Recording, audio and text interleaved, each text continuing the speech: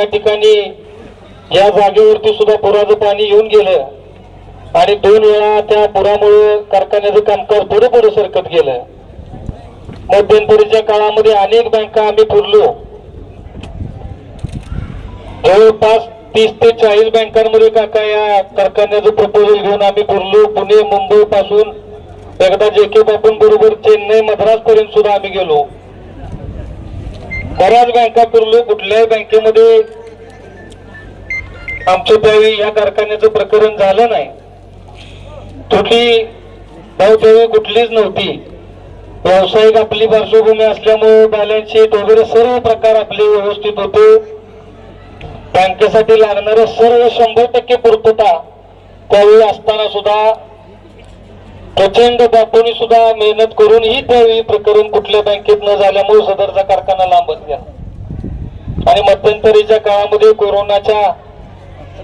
कोरोनामध्ये बापू आपल्या सर्वांना सोडून गेले. काका त्यावेळीची आमची कुटुंबाची परिस्थिती अशी झाली की एवढा कारखाना उभा करायचा का नाही करायचा. करायचं तर धाडस करायचं, पाठीमागे हात कोणाचा नाही. घरात आम्ही सर्वजण मंडळी बसलो. आमचे चुलते आमचे अंकल रंगराव साहेब, आमच्या मातोश्री ज्योत्ना काकी सुगडे असतील, आमचे बंधू मंगेश असतील, सर्वजण घरात एकत्र बसून ह्या कारखान्याच्या संदर्भात काय करायचं. एक वेळची मनस्थिती अशी झाली की नको या बंधात पडायला. जर हे काय अंगलट आलं भाऊ तर परत वाचवायला आपल्याला कोण नाही. आणि एवढं मोठं धाडस करायचं का नाही करायचं या द्विधा मनस्थितीत असताना सर्व कुटुंबाचा निर्णय झाला की बापूंचं शेवटचं राहिलेलं एक स्वप्न आहे आणि ते पूर्ण करण्यासाठी आपल्याला हे करावंच लागेल. आणि मग तिथून परत आम्ही सर्वजण मंडळी बापूंचे सर्व सहकारी इथं शामराव तात्या असतील, आप्पा असतील, पोपटनाना असतील आणि सर्वच औद्योगिक वसाहतमधली सर्व मंडळी सोबत घेऊन आम्ही काका त्यानंतर कामाला लागलो. या सर्व प्रक्रियेमध्ये आमचे तात्या असतील, या ठिकाणी मंगळवेढेचे आमचे आबा असतील, या सर्वांनी वडीलधारी समाधान मामा अवताडे असतील, संजय मामा अवताडे असतील, या सर्वांनी त्या ठिकाणी खंबीरपणे पाठीमागे उभा राहायची भूमिका घेतली आणि मग या कारखान्याच्या कामाला त्या ठिकाणी आम्ही सुरुवात केली. आज मला या ठिकाणी खरं तर बापू या ठिकाणी असायला हवे होते. त्यांची आज या कारखान्याचं उद्घाटन करत असताना खरंच माझ्या डोळ्यात अश्रू येत आहेत. त्यांची प्रचंड आठवण या ठिकाणी होती, कारण ह्या कारखान्याचं भूमिपूजन करत असताना ह्यातली बरीचशी मंडळी त्या ठिकाणी होती.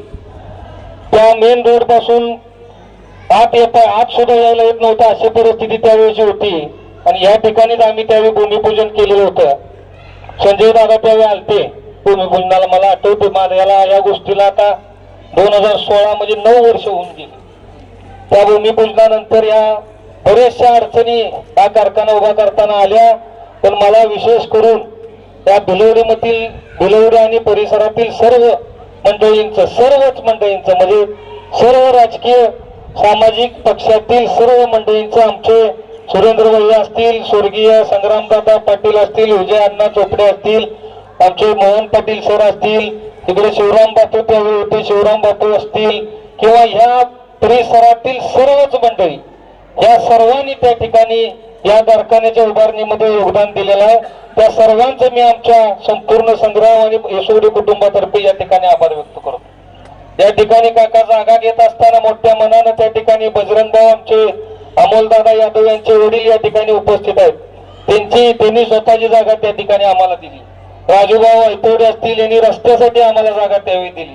आमचे बाबा सावंत असतील, अशोक त्यांचे बंधू अशोक दादा सावंत असतील, सुहास दादा सावंत असतील, आमचे विलासप्पा आजारी आहे, ते आले नाहीत कार्यक्रमाला, त्यांनी त्या ठिकाणी आम्हाला जागेसाठी सहकार्य केलं.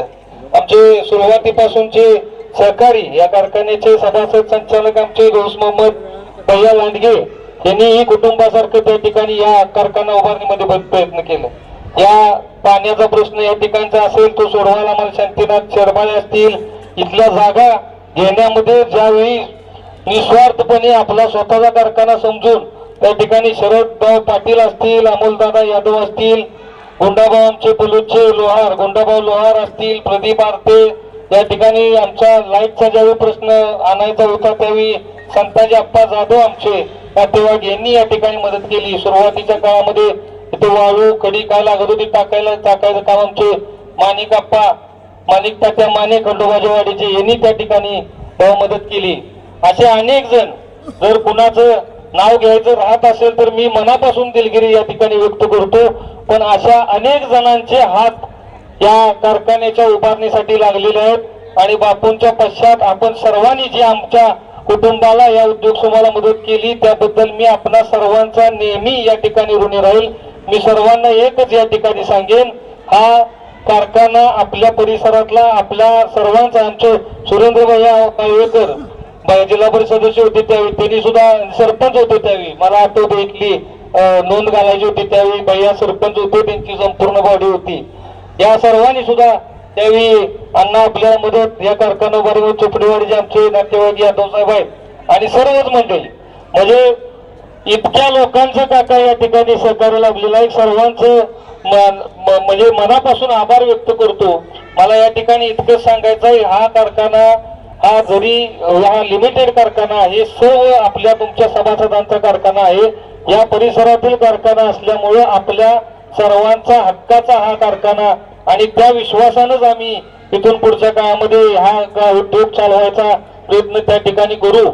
आज या ठिकाणी काका मला 2 मिनिटात संपवतो. एक मला फक्त सांगायचं आहे की आज आमचे पवार साहेब, अशोक पवार साहेब असतील, यांनी आम्ही आणि सर्व संचालक मंडळाने काका या ठिकाणी चर्चा करून आम्ही 3400 रुपये दर या ठिकाणी उसाला जाहीर करतो आणि एक रकमी 3400 रुपये दर पंधरवड्याला बिल काढण्याचा मानस आमचा त्या ठिकाणी राहील. त्यात कुठल्याही प्रकारची अडचण येणार नाही. शेतकऱ्यांच्या बिलामध्ये 3400 रुपये दर आम्ही या ठिकाणी आज उद्घाटनाच्या निमित्तानं जाहीर करतो आणि सर्व या परिसरातील शेतकरी बंधूंना मी विनंती करतो, येणाऱ्या 2 ते 3 दिवसामध्ये गाळप आपलं सुरू होते. आपला ऊस विश्वासानं आमच्याकडे पाठवावा. आपल्या बिलाला कुठल्याही प्रकारची अडचण आमच्या कुटुंबाकडून होणार नाही, एवढं या निमित्तानं तुम्हाला सांगतो. आजच्या या उद्घाटनाच्या निमित्तानं आपण सर्व आमच्यावरती प्रेम करणारी सर्व मार्गदर्शक ज्येष्ठ वडीलधारी मंडळी, आमचे सहकारी, आमचे संचालक मंडळ, सभासद मंडळी आणि शेतकरी मंडळी आणि या परिसरातील सर्व पत्रकार बंधू आणि आमचे सर्व नातेवाईक मंडळी या ठिकाणी उपस्थित झालात, त्याबद्दल सर्वांचं परत एकदा मनापासून आभार व्यक्त करतो आणि थांबतो. जय हिंद, जय महाराष्ट्र.